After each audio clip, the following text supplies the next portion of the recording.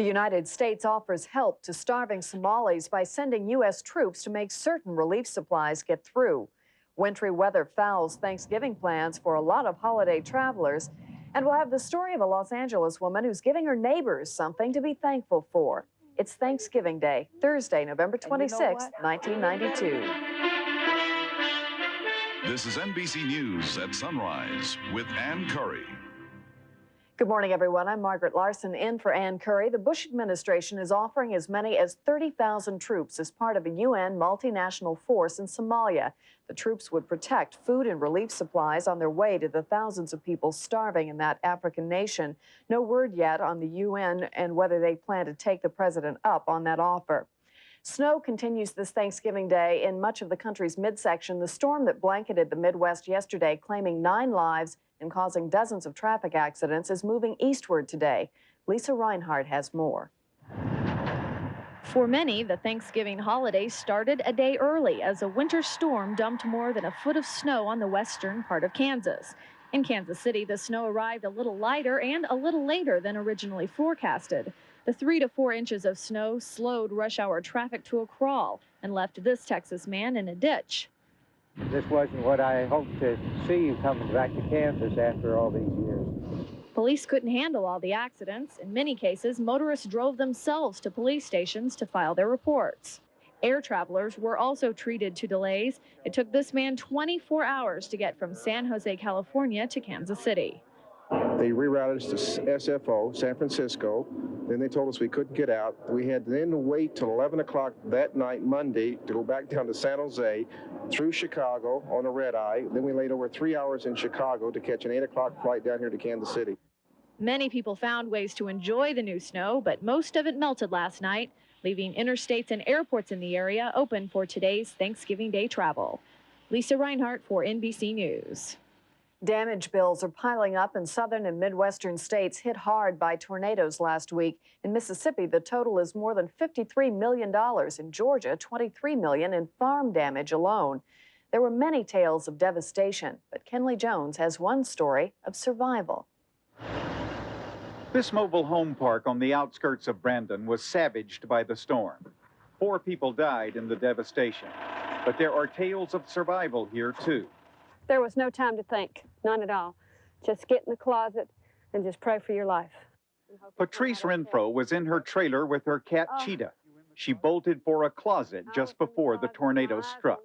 How long had you been in the closet before it flipped over? Just a matter of seconds. Were you hurt? Just bruised forehead and back bruised a little, a few bruises on my leg, and that's all. The good Lord was looking out for us. We got a lot to be thankful for this Thanksgiving. This is all that's left of the trailer that belonged to Patrice's brother David, who lived across the street. But he was away deer hunting the night of the tornado, staying longer than expected. He's thankful too. Yeah, I believe Lord kept me down there for a reason. Because like I said, if I'd have been here, I'd have been gone.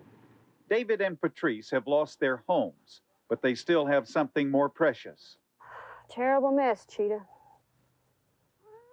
Yeah, I hear you. It's going to be okay. We're alive. That's the main thing. Kenley Jones, NBC News, Brandon, Mississippi. Among President-elect Bill Clinton's campaign promises was lifting a 4-year-old ban on federal funding to support fetal tissue research. New studies show that procedure can dramatically help those who suffer from Parkinson's disease. Bob Bazell has more. This tape shows an unidentified patient before she got the brain transplant trying to grasp a glass of water. Here is the same woman a year after the surgery. In the procedure, surgeons take brain tissue from an aborted human fetus and place it through tubes into the brains of Parkinson's disease patients. The idea is that the fetal cells will replace a key brain chemical, dopamine, missing in the brains of people with Parkinson's. Researchers at Yale Medical Center reported on 4 patients. 1 died 4 months after the surgery, but autopsy showed that the grafted cells had survived in his brain. The other 3 improved dramatically. Improvements included the ability to perform a variety of motor movements and daily activities such as getting dressed, feeding themselves, and moving about. Because of pressure from the anti-abortion movement, the Reagan and Bush administrations banned federal money for the fetal transplant experiments. But Clinton has promised to lift the ban, and researchers say this will allow them to carry out many more experiments to determine just how useful the surgery will be for the million Americans with Parkinson's disease. Robert Bazell, NBC News, New York. In Paris, the majority of French lawmakers voted to oppose the recent trade pact between the U.S. and the European community. But French farmers want more. They want an immediate veto of that agreement, and they've taken to the streets in defense of their soil. Rick Davis has more from Paris. The barricades were put up to hold back the farmers. They became weapons as these men of the land fought police. The battle raged from day until night. The farmers say they were sold out by the government and the rest of the European community. They object to a trade agreement with the United States that takes French land out of production and cuts subsidies to farmers. And it is a pity we are obliged to act like this. You know, in my deep heart, I dislike violence, but today we are obliged to go this way because our government doesn't want to understand us as farmers. The farmers blame the socialist government. It got the message and now wants to cancel the agreement and start over again to get better terms. Do you think the United States will renegotiate? I hope so. Et ce sera nécessaire. Agricultural Minister Jean-Pierre Soisson said a new agreement must involve compromise on both sides. The street battles in Dijon made it clear that this is a nationwide protest. The farmers want an immediate promise that France will veto the trade agreement. They are not in a compromising mood. Rick Davis, NBC News, Paris. Coming up on NBC News at sunrise, the market day, Joe Whitty's weather, and a verdict in the AIDS murder case.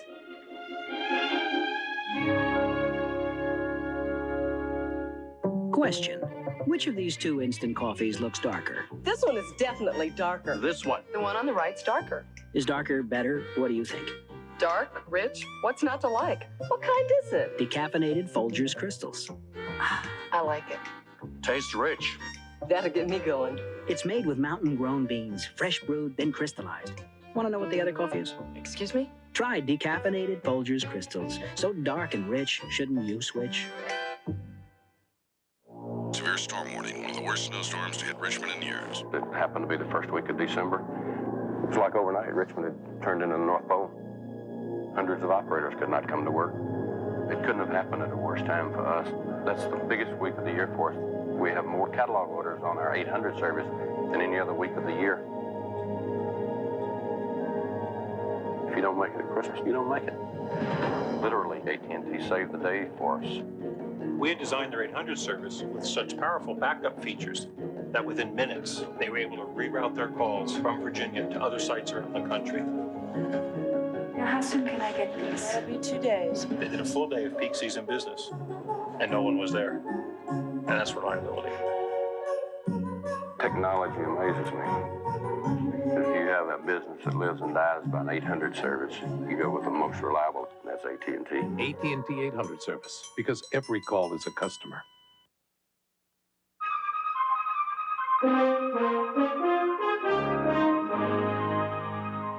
More good economic news sent stock prices higher in pre-holiday trading Wednesday. The markets are closed today for Thanksgiving, but looking ahead, here's Randy Smith from the Wall Street Journal. Randy, good morning. Thanks for coming in on a holiday. You're welcome. The market's been very strong. Why? The most recent reason is the third quarter GNP, the gross national product, was revised upward to show 3.9% growth instead of 2.7% growth. So that helped the market go up 16 yesterday. And normally the bond market might be concerned about that, but it sort of felt like Clinton will have to do less to rev up the economy, gun the economy, and that could be good. The indexes, the broader market indexes, have been hitting records, but the Dow hasn't. Why is there a difference? Well, small stocks have paced the rally, and also the Dow it's just 30 stocks, and some of them are these big companies like GM and Sears and IBM that have really had a lot of problems, so that's held the Dow back. I've also heard some word about Wall Street being sued by Russia. What's behind that? Well, this is an introduction to the capitalist system for Russia. They've got serious problems, hyperinflation, starvation, but one of Wall Street's firms is suing them because they got hired by to find an investor for the Volga Auto Works, and Russia hasn't paid its bills. I don't think the check's in the mail, do you? No. Randy, thanks. Let's take a look now at Thanksgiving weather with Joe Whitty. Good morning. Margaret, good morning. Take a look at the morning radar. That just about tells all. A soaking of a day all the way from the southeast up the eastern seaboard today. So it looks like a wet day for Macy's Day Parade towards the end. Some snow over Wisconsin and portions of Michigan, generally on the light side, not the 1 foot they had in Kansas. The west in great shape temperature-wise. Cold out over the Rocky Mountain states and over the Central Plains, highs only in the 30s. That is the national weather. Now here's what's happening in your neighborhood. For Chicago, a chilly 38 degrees, Denver 42, LA 71 on this Turkey Day, Seattle 49 degrees, rain later on for the Pacific Northwest, Dallas 45, Miami looking more like summer, 83 for the high. Next, the weekend weather trends. Margaret? See you in a few minutes, Joe. In basketball, a blazing streak fizzles out. The sports report is next. We'll be right back.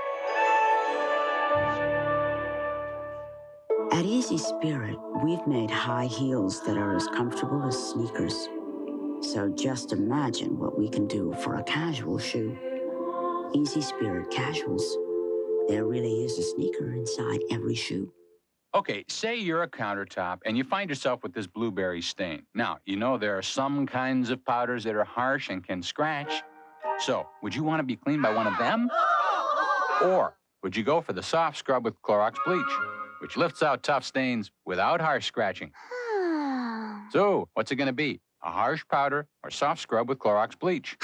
Ooh, wise choice. Soft scrub with bleach. Yeah! Preferred by countertops everywhere.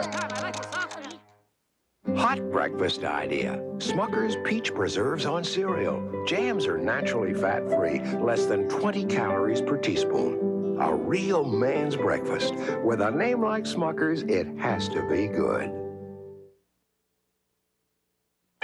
Shop Walgreens for Christmas.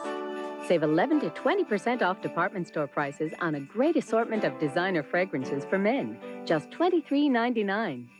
Planters nuts are perfect for parties, and they're on sale. Your choice, just $2.99. And you'll want to order an extra set of holiday photos. Regular size, just 99 cents. Super size, $1.69. Walgreens, filling your Christmas wishes.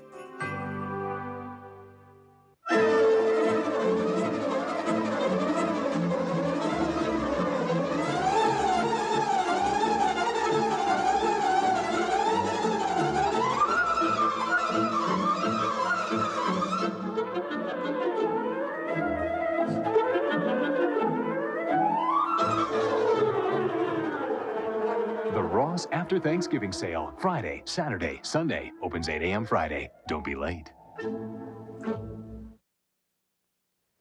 In sports, Portland hit the end of the happy trail last night after opening the NBA season with 8 straight wins. The Blazers were beaten in Phoenix. Charles Barkley had 33 points and 18 rebounds to lead the Suns to a 121-117 victory. In California, the Lakers lost to New Jersey 100-98 after missing a pair of last-second shots that would have tied the game. LA's other team, the Clippers, downed Dallas. Denver defeated Sacramento. San Antonio stopped Utah. New York mauled Minnesota. Orlando snapped Houston's winning streak at 6, beating the Rockets 107-94.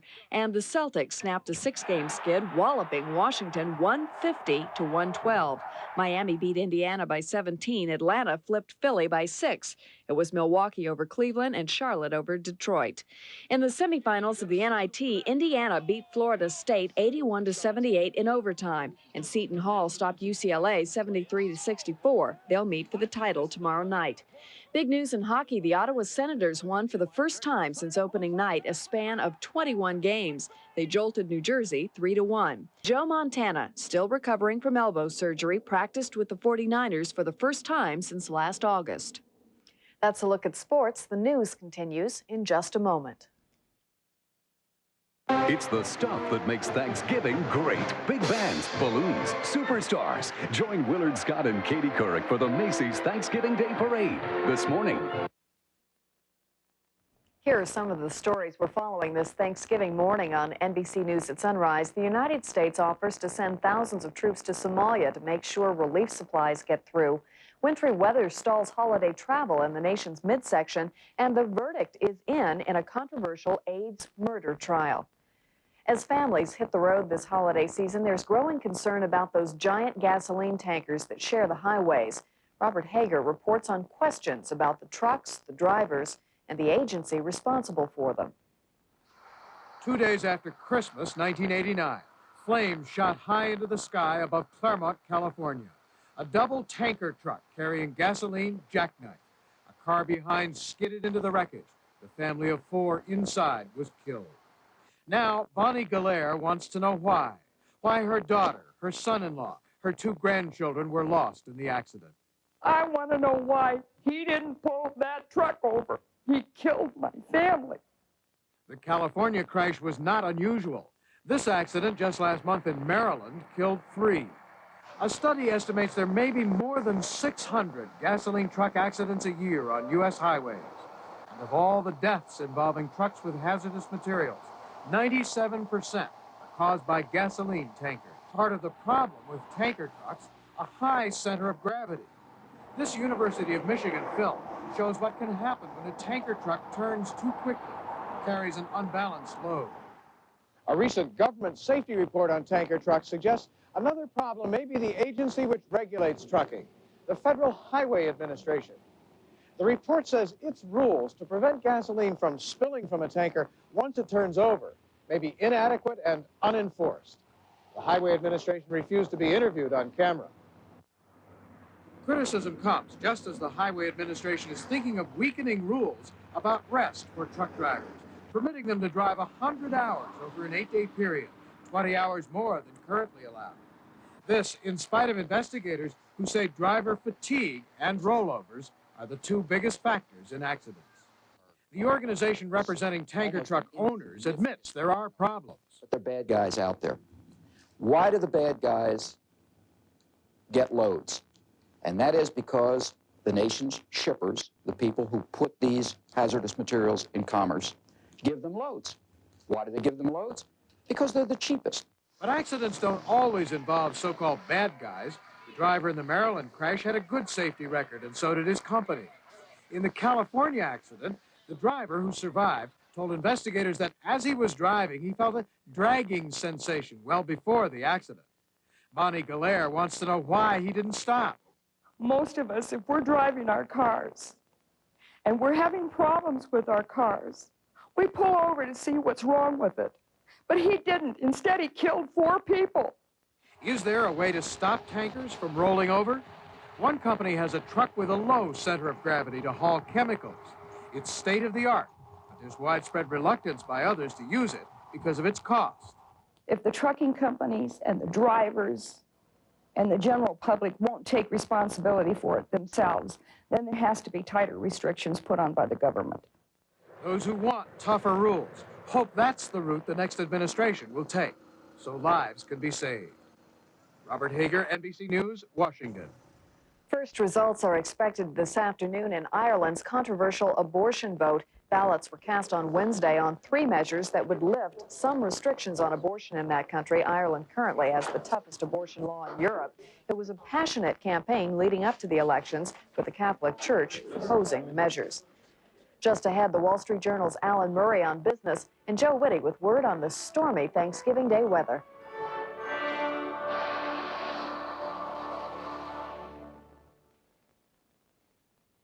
Why, thank you.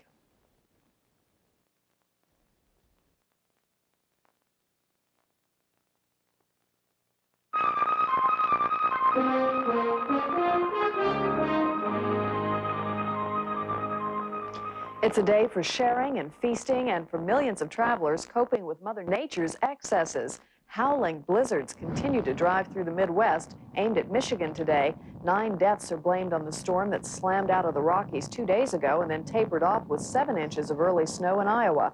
Holiday-bound travelers are stranded in many states, with 1.5 feet of snow reported in Oklahoma and Kansas. In California, fire is the danger for some families. A fierce brush fire forced some residents to flee their homes overnight. That blaze was fanned by 35-mile-an-hour winds and spread over 150 acres along the dry Santa Ana River channel. Firefighters managed to contain it after several hours.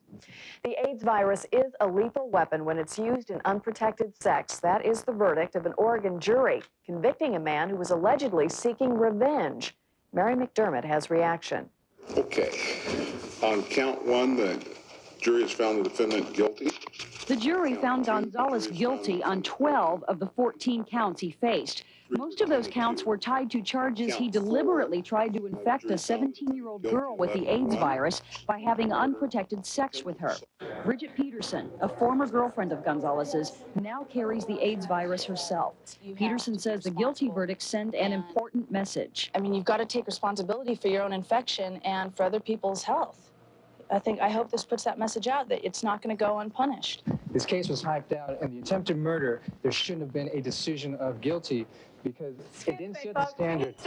There was no set law that HIV is a deadly weapon. But now, for perhaps the first time, a jury has decided the AIDS virus is a deadly weapon. And because it did, Alberto Gonzalez could spend the rest of his life in prison. Mary McDermott for NBC News, Portland, Oregon. The Trans-Alaska pipeline operator is going to settle up for its slow cleanup in the Exxon Valdez oil spill. The Alaska Pipeline Consortium will pay $32 million to settle lawsuits from the devastating 1989 spill. Exxon, whose tanker caused the nation's worst oil spill, paid a record $1 billion. Delta Airlines reportedly is being nailed with a $2 million fine for safety violations, but they're getting a discount. The Washington Post says the Federal Aviation Agency is trimming $500,000 off the total because Delta moved fast to make the changes. 7 months ago, South Central Los Angeles was in flames. It was torn by rioting. Today, many residents are giving thanks with turkey, pies, and a taste of love from a lady named Sweet Alice. John Gibson has this holiday report. Can you eat all that? Yeah. Yeah. The kids are lending a hand with what will turn out to be their Thanksgiving dinner. They're helping a lady in South Central Los Angeles known as Sweet Alice. Alice Harris has been feeding people here for over 30 years. We are our sisters and brothers' keeper, and it's our responsibility to help one another. Sweet Alice takes special pride in bringing together the African American and Latino people of South Central. And you know what? We're a little better than the man said, can't we get along? We are getting along. One of the ways Alice Harris reaches out is to give away a couple hundred turkeys to people from her neighborhood. This is really nice. I appreciate this turkey. Our people and my community need to know that people care.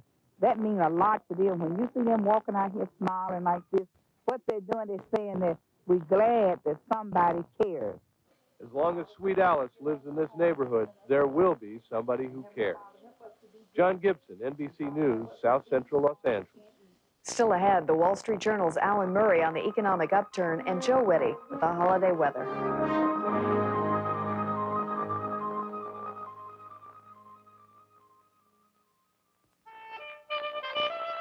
No one has to tell you that doing business today is more challenging than ever.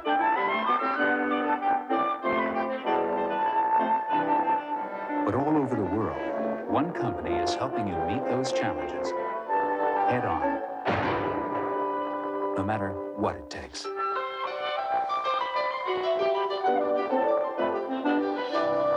New challenges, new thinking. Severe storm warning, one of the worst snowstorms to hit Richmond in years. It happened to be the first week of December. It was like overnight, Richmond had turned into the North Pole. Hundreds of operators could not come to work. It couldn't have happened at a worse time for us. That's the biggest week of the year for us. We have more catalog orders on our 800 service than any other week of the year. If you don't make it at Christmas, you don't make it. Literally, AT&T saved the day for us. We had designed their 800 service with such powerful backup features that within minutes, they were able to reroute their calls from Virginia to other sites around the country. Now, how soon can I get these? It'll be 2 days. They did a full day of peak season business, and no one was there. And that's reliability. Technology amazes me. If you have a business that lives and dies by an 800 service, you go with the most reliable, and that's AT&T. AT&T 800 service, because every call is a customer. I have to admit, I'm a little surprised. About what? I just never thought I'd see on anything but a BMW or Lexus. Me neither. Airbag? Leather? This is quality. Expensive? About 10, 15,000 less than the BMW or Lexus. I think it feels just as good. there's Pontiac Bonneville. It's amazing.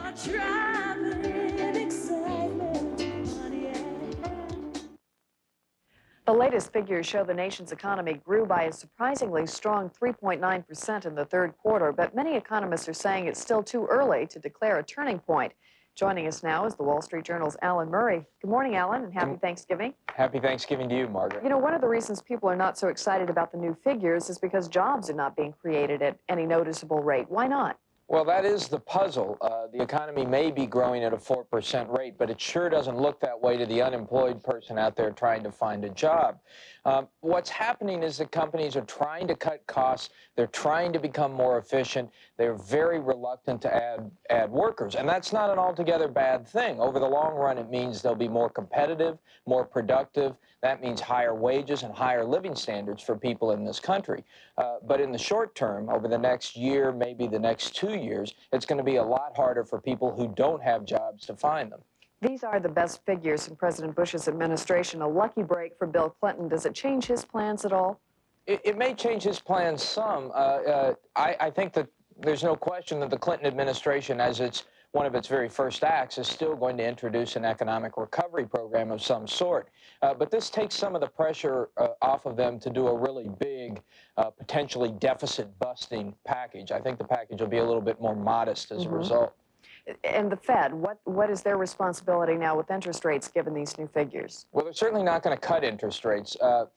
The Fed officials I talked to say they are perfectly happy to sit firmly on the sidelines and let the new administration deal with the economy for the time being. And my guess is that when the time comes that they want to move again, the direction they'll be moving is up, higher interest rates. Yeah. Alan, thanks so much. Have a good holiday. Thank you, Margaret. Joe Whitty now to tell us about the holiday travel weather. Margaret, a little wet up and down the eastern seaboard, all the way from Maine to Florida as the storm center sweeps to the east coast. Perhaps some strong thunderstorms for parts of the Virginia and Carolina coastal section.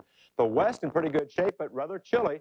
Friday, tomorrow, look for the east coast to dry out. A little bit of light snow around the Buffalo and eastern Great Lakes area. Pacific storm moves in overnight to the Rocky Mountain states of Montana, Idaho, and trailing back to Northern California. And for Saturday, the first day of the weekend, a little bit of snow for parts of the Utah area and the East Coast sunny, but a chilly one. Do have a very happy Thanksgiving. And Margaret, you too. You too, Joe. Thanks a lot.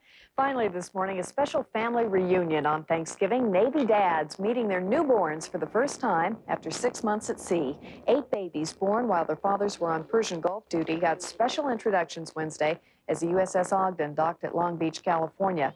It was a time for kisses and hugs, but you know what? All that excitement can be pretty exhausting. What a cute guy. That's NBC News at sunrise for this Thursday morning. I'm Margaret Larson. Have a great Thanksgiving. We'll see you again tomorrow.